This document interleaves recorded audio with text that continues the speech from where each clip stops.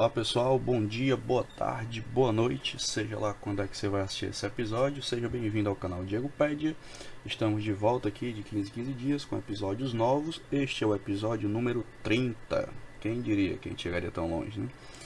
Então, vamos atualizar os dados da Covid-19, trazer outras informações relativas a isso. E você que está chegando hoje ou que já acompanha o nosso canal e quer ver episódios antigos, aqui em cima no YouTube, para quem está vendo, tem uma bolinha e tem o episódio 29, 28 e todos os outros que você quiser ver. Não é difícil encontrar o nosso canal, você procura na sua barra de busca do YouTube, você bota Diegopédia, dá um enter, deve aparecer uma sequência de episódios, você entra lá no canal. Se inscreva no canal. Para quem está vendo aqui pelo YouTube, do lado inferior direito, vou acertar aqui a mão, toda vida eu troco, é pra cá, isso, bem aqui. Tem um botãozinho vermelho para você se inscrever gratuitamente e receber as atualizações do canal. Quem está escutando pelo podcast, dependendo do agregador de onde acessa, Google Podcast, Spotify, Deezer, Apple Podcast e todos os outros que a gente está disponibilizando os episódios, deve haver um coraçãozinho, um botão, alguma coisa que você aperta para favoritar o canal e receber as atualizações. Eu sou o Diego, para quem me conhece, para quem não me conhece, se você quiser saber o que é que eu estudo, o que é que eu faço, na descrição de todo episódio tem lá o link do meu currículo Lattes, você clica lá e acessa para poder saber de que lugar de fala eu estou falando. Então, neste episódio 30 temos muitas coisas para conversar. Deve ser um episódio um pouquinho mais curto, né? Que as informações, algumas avançaram, outras nem tanto. E a ideia aqui é poder conversar com vocês sobre o que é que tem de novo. E vamos seguir a mesma metodologia de sempre, né? Vamos aqui para o IntegraSUS, que é a plataforma do governo do estado que disponibiliza os dados da Covid, e vamos comentando as principais sessões que tem lá. Ok? Então espero que as tecnologias ajudem aqui, que nada dê erro e nem barulhos estranhos como cachorro latindo e coisas do tipo que sempre podem acontecer nos nossos episódios. Afinal de contas, não somos um podcast convencional, nem muito menos um canal do YouTube convencional. Aqui é tudo caseiro, semi-amador, mas com conteúdo de relevância. Essa é a ideia. Então vamos lá. Eu vou ativar aqui o IntegraSUS e obviamente reduzir a minha câmera, deixar ela aqui no cantinho para não atrapalhar muito a visualização dos dados. Vou tirar aqui também essa barrinha de favoritos para ficar um pouquinho melhor a visualização. Então tá aqui o boletim. Eu geralmente já deixo aqui pré-selecionado os dados do estado do Ceará por ordem decrescente, né, das cidades que têm os maiores casos, o maior número de casos, para as que têm o menor número de casos. Mas você que já acompanha o canal sabe disso. É só você selecionar aqui o seu município e escolher a filtragem de dados que você achar melhor, tá bom? Então na data de hoje, que esse episódio está sendo gravado, hoje é dia 21 de março, aqui em Fortaleza, quase 5 horas. Então esse é o corte de espaço-tempo, né? E o que é que a gente tem aqui em termos gerais, né? Nós temos 498.400 nesses banners coloridos aqui, um banner meio vinho aqui, não sei que cor é essa, casos confirmados, né? Então quase 500 mil casos confirmados, número de óbitos 12.870, lembrando sempre que os finais de semana tem uma redução do número de notificações, então pode ser que aumente, a gente espera que não, né? Mas com certeza os casos devem aumentar a partir de amanhã, segunda-feira, pelo número de notificações. A taxa de letalidade está 2,6, ainda está relativamente sob controle, essa taxa já foi bem maior, já foi 3, 4, né? Lá na primeira onda. Nós temos aqui o número de testes, 1.586.307. Vamos só dar uma olhada aqui como é que está a distribuição entre PCRs e testes rápidos. Aí, em primeiro lugar ainda está PCR, ainda bem, né, que é o teste mais preciso, com 900.555. Depois vem os testes rápidos, que é o que a maioria das prefeituras do interior dispõe, pelo menos do meu conhecimento, né? E aí usam muito o teste rápido, dá muito falso positivo e muito falso negativo, como a gente já conversou aqui extensamente neste canal. Então vamos fechar aqui este banner e vamos dar uma olhada aqui a filtragem site. Deixa eu ajeitar aqui de novo. Pronto, agora ficou certinho. Número de casos, Fortaleza em primeiro lugar. Incidência, taxa de incidência aqui, né, de 5,5. 148.356 casos. Em segundo lugar, Juazeiro do Norte, com taxa de 6,9. 18.936 casos confirmados. Sobral, taxa de 8,0. Taxa alta de Sobral, né? A de Juazeiro também, maior do que a de Fortaleza, com 16.883. Depois vem Caucaia, na região metropolitana, com taxa de 4,0, uma taxa bem menor, com 14.738 casos. Depois Maracanaú, também na região metropolitana, com 5,7, uma taxa em crescimento, né, com 13.028 casos. Depois o Crato, na região do Cariri, ali pertinho de Juazeiro, com taxa de 8,03 e 10.610 casos. Também uma taxa alta de incidência, ou seja, de novos casos de Covid-19. Aí tem aqui uma faixa sem informação. Depois vem Crateús com taxa de 9,94 e 7.469. Tecnicamente indo para fora de controle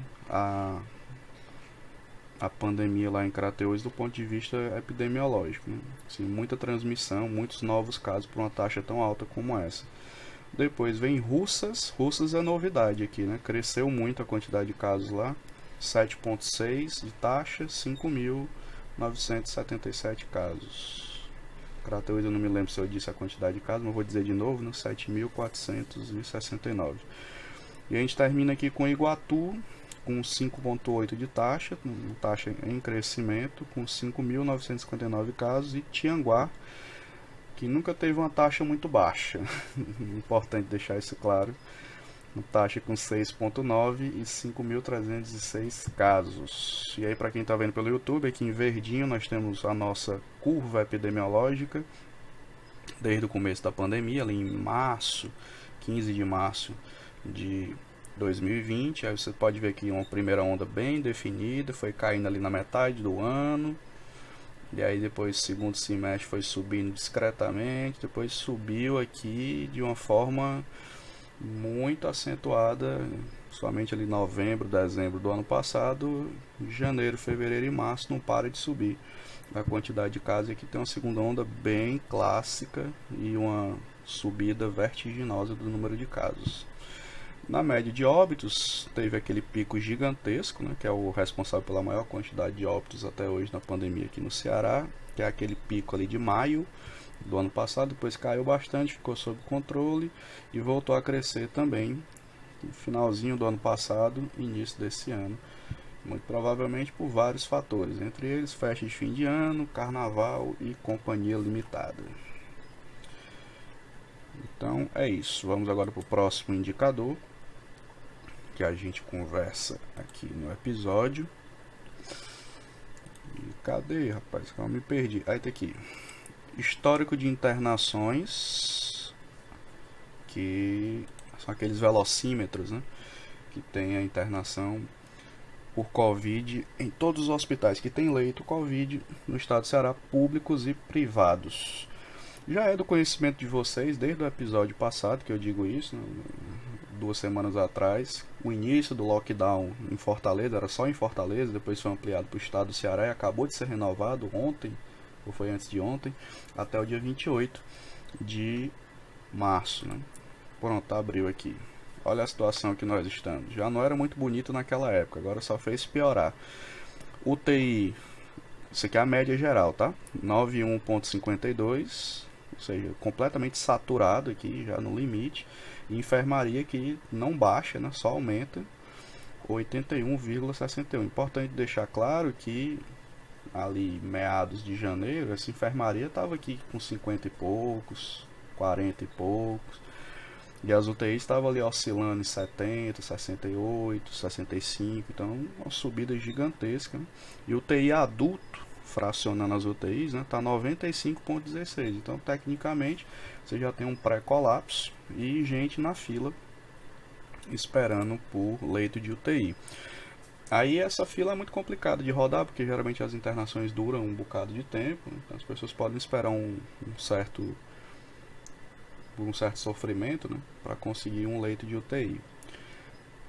E semana passada também o secretário de saúde, o Cabeto, afirmou que os hospitais particulares já não tinham mais UTIs, né? Isso claro que vai mudando de dia após dia, mas não muda muito, né? Porque a demanda é sempre maior do que a quantidade de UTIs que se tem. Mesmo que se abra UTI, porque é uma coisa cara e difícil de fazer, não dá conta da quantidade de demanda. Isso a gente tem conversado aqui ostensivamente há um bocado de tempo, né? Então esse aqui é o nosso cenário, ou seja, os efeitos do lockdown que foram feitos nas últimas 2 semanas e essa outra a mais que está sendo devidamente aportada agora, a gente só vai sentir depois, com uma redução da taxa de contágio e aí por consequência uma redução da taxa de ocupação de leitos de enfermaria e de UTI. Vamos já falar dos primeiros efeitos aqui do lockdown. Bom, próximo dado que a gente acompanha aqui é Covid em profissionais de saúde. Esse dado não tem mudado muito significativamente. Talvez a gente só saiba de uma mudança mais significativa nele com o avanço da vacina, a conclusão da vacina dos profissionais de saúde. Mas hoje a distribuição por município segue mais ou menos a mesma da população em geral. Fortaleza em primeiro lugar, depois tanto Óbidos quanto casos, né? Depois Sobral, depois Caucaia, depois Juazeiro, depois Crato e, fechando aqui a lista da primeira página, né? Quixeramobim, Barbalho e Maracanaú. E aí o que é que tem aqui embaixo? Ver se mudou alguma coisa. Não, tá do mesmo jeito, basicamente, né? Casos confirmados, a maior parte em técnicos e auxiliares de enfermagem, depois enfermeiro. O que subiu, né, no final do ano passado para cá foi agentes comunitários de saúde infectados, isso é novidade desde o final do ano passado. Depois médicos e enfermeiros e afins aqui, acho que deve ser enfermeiros, não necessariamente linha de frente, hospitalar, né? Óbitos também permanece mais ou menos do mesmo jeito, médicos em primeiro lugar, técnicos auxiliares de enfermagem em segundo, enfermeiros em terceiro. E a novidade, desde o ano passado também, subiu a quantidade de condutores de ambulância e agentes de endemia com falecimento por Covid. Ok, próximo dado que a gente sempre traz aqui, né, para todo mundo conhecer. Hoje tem uma novidade para mostrar. Aqui embaixo tem uma aba agora chamada Cadastro de Vacinação do Covid. Aquele cadastro do governo do estado ainda está aberto, inclusive, para quem quiser fazer. Mas eles vão encerrar daqui a um ou 2 dias para fazer um balanço, talvez abra de novo. E aí tem uma aba aqui para acompanhar o andamento deste cadastro. Então você que não fez ainda, faça. Mesmo que você seja do último grupo, todo mundo tem que fazer para você ter uma noção aqui. Aí o que é que nós temos aqui? Total de cadastro 924.609. Desses que estão cadastrados, 202.254 são idosos, pessoas com comorbidade 84.498, profissionais de saúde 42.750, percentual de cadastros confirmados por e-mail, né? Você recebe um e-mail e tem que confirmar igual aqueles cadastros que a gente faz em loja, mesma coisa. Só que a secretaria percebeu que muita gente não estava confirmando por e-mail, porque de fato é difícil manusear essa tecnologia para quem não tem costume de mexer com e-mail ou com cadastro online. E aí disponibilizaram um telefone também para as pessoas, um 0800, para poder confirmar também esse cadastro. Certo?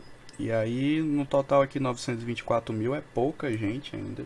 A gente tem 9 milhões de pessoas aí no Ceará para serem imunizadas, a gente não conseguiu cadastrar nem 1 milhão, né? Então a gente tem que mobilizar mais e trazer mais gente para esse cadastro.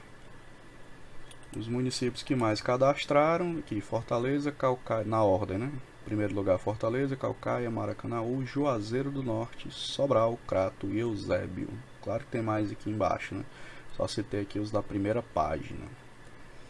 Aí você pode acompanhar aqui essa evolução do cadastro das pessoas, o cadastro geral do governo do estado para fazer a vacinação.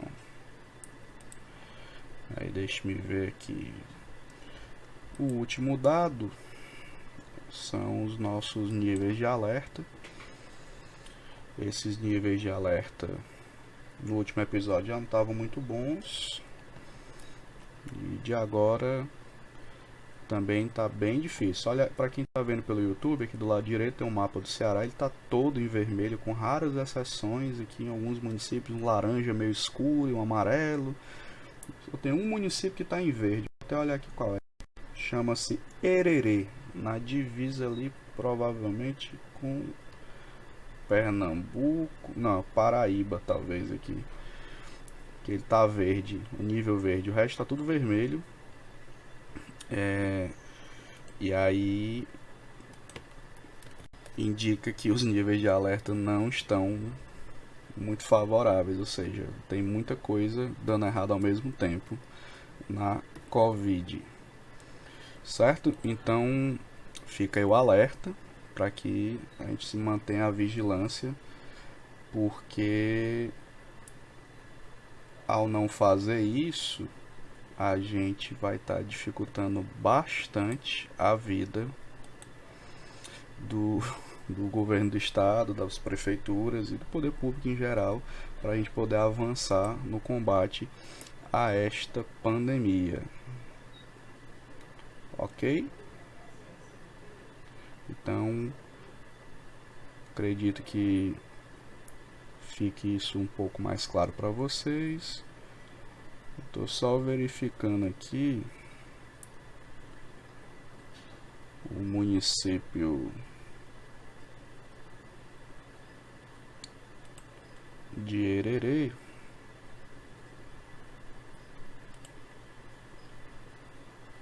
Ele faz divisa aqui, na divisa do Ceará.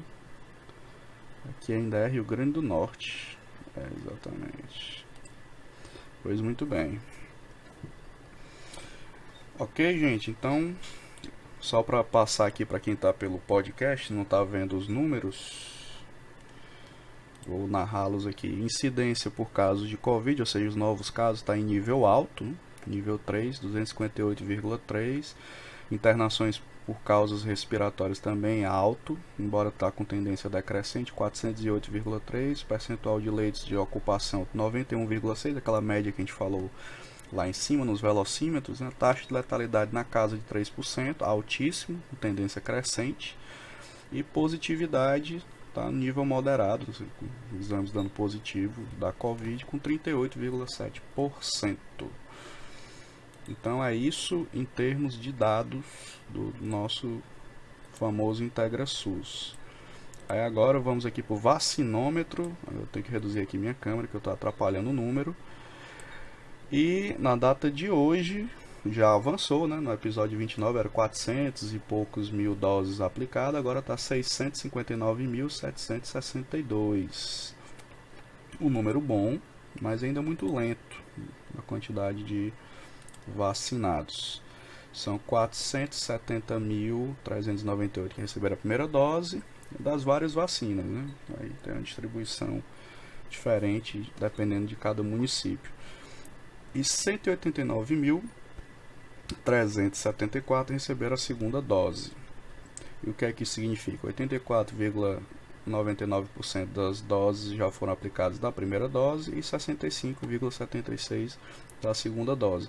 A segunda dose, inclusive, ela tem sido bem menos aplicada em quase todos os estados. E por falar em segunda dose, vou aproveitar aqui e já fazer um gancho com outro assunto, que é a nova orientação do Ministério da Saúde. Deixa eu subir-la aqui. Opa, subi aqui a outra notícia. Essa daqui. A nova orientação do Ministério da Saúde, que é, digamos assim, meio temerária, né? Porque confiar no planejamento do atual Ministério da Saúde é uma coisa temerária, mas, segundo o Ministério da Saúde, agora os municípios e os estados devem aplicar logo as primeiras doses sem fazer reserva das segundas doses, porque há uma estabilidade de fornecimento, já que o Instituto Butantan já está conseguindo fabricar com os IFAs que chegaram, e a Fiocruz também iniciou a sua fabricação e não há risco de faltar a segunda dose. Eu vou observar se isso vai ser verdade, porque eu continuo achando isso uma loucura, de não reservar a segunda dose para quem já tomou a primeira, deixar um estoque de contingência que se chama, né? E aplicando primeiras doses, na confiança que essas segundas doses vão chegar, não sei. O Ministério da Saúde já deu muitos indícios que planejamento não é o forte nesse governo. Então, mas eu estou destacando aqui que essa orientação foi confirmada inclusive hoje, por reportagem da Rede Globo, e é isso mesmo. Essa é a nova estratégia que eles estão fazendo. Se os municípios vão fazer, os estados vão fazer, isso é outro debate, né? Porque a coordenação nacional do plano de imunizações também está meio bagunçada. Então essa é uma notícia importante para todo mundo ficar sabendo. Agora vamos voltar, né? Vamos sair desse assunto, a gente volta já para cá, que efeitos do lockdown, né? Vamos aqui aos dados de mobilidade do Google, está aqui o relatório do dia 16 de março. Eu comparei com o relatório do dia 13, foi outro relatório que a Google disponibilizou, já tinha dado uma olhada, e o lockdown fez efeito na mobilidade das pessoas, deu uma reduzida. Do dia 13 estava menos 66% aqui nessa parte de lazer, né? As pessoas saírem para se divertir, fazer coisas legais, comprar coisas, comércio, enfim. É geralmente o dado de referência que a gente utiliza aqui nesse canal. Estava menos 66%, agora está menos 54%. Significa que a adesão das pessoas ao lockdown está perdendo força, né? Mas ela teve efeito, então ela reduziu a circulação de pessoas, não nos níveis ideais, que seriam 70% de redução, 60% de redução, mas ajudou, né? E menos gente circulando, menos vírus circula, e em tese menos contaminação acontece, e daqui a um tempo deve ter menos internação hospitalar. Não vai ser uma coisa que vai ser um milagre resolver a nossa vida, porque o outro debate, né, do colapso das UTIs é a falta de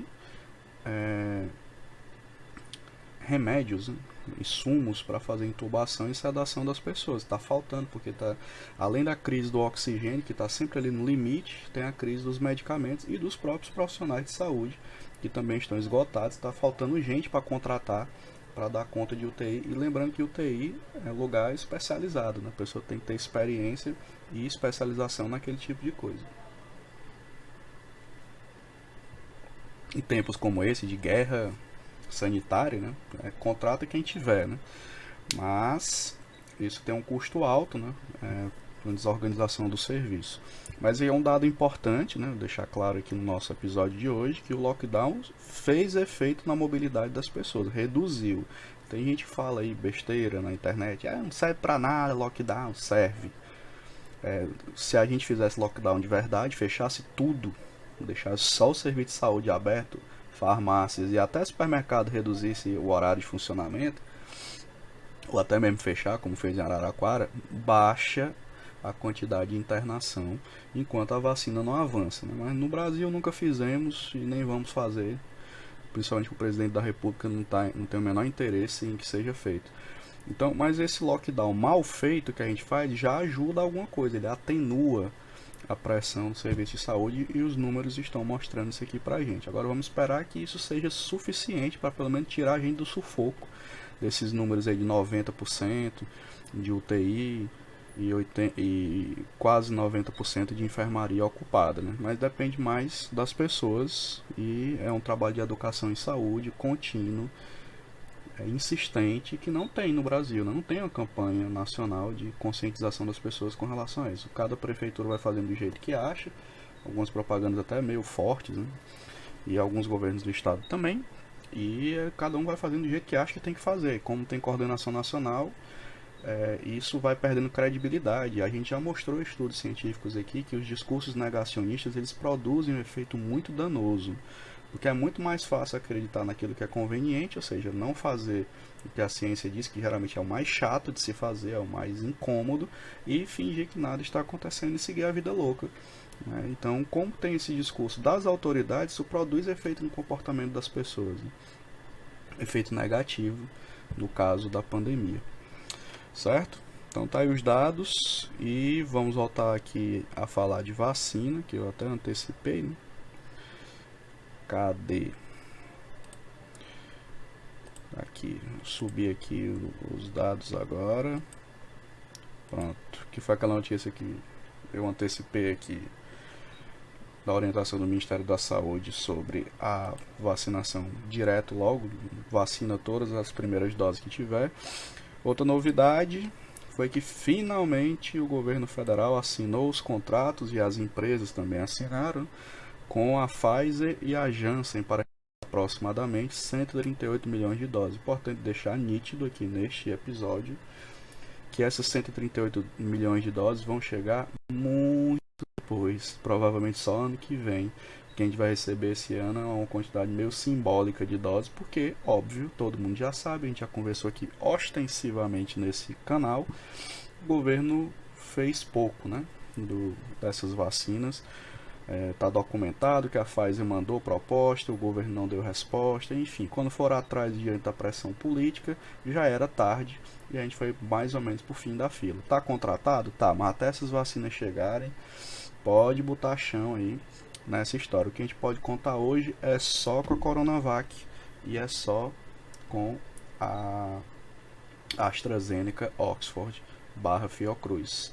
Só tem isso, certo? A Sputnik V, os estados do Nordeste compraram por volta de 37 milhões de doses para distribuir. Aqui no estado do Ceará, o governador anunciou 5 ponto alguma coisa de doses, 5 milhões e uns quebrados. É muita vacina, mas tem que chegar e ela tem que ser aprovada pela Anvisa. Então, ainda estão na tratativa ali, política, conversando com a Anvisa para ver se a situação melhora. Mas até agora a Sputnik V não é uma realidade. Então, não podemos trabalhar com ela. Só comprar e deixar aqui no estoque. Quando tiver autorização, usa.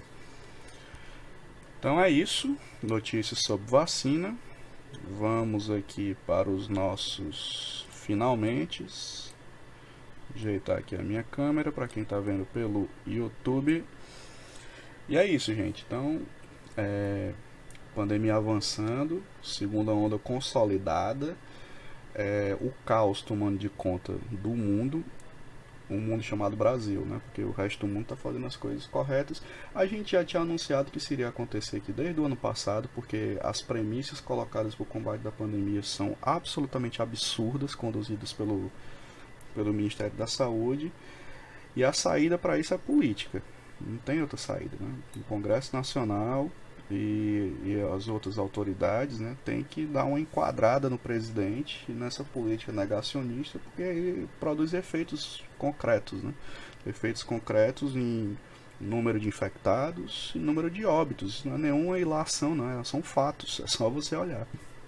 Cada atrapalhada feita na pandemia produz efeito direto na assistência das pessoas na rede hospitalar e também no comportamento de risco das pessoas. Quando não existe uma articulação nacional, uma articulação política, superando diferenças, porque o momento é para isso, às vezes até tem um discurso de fazer isso, mas ninguém faz na prática.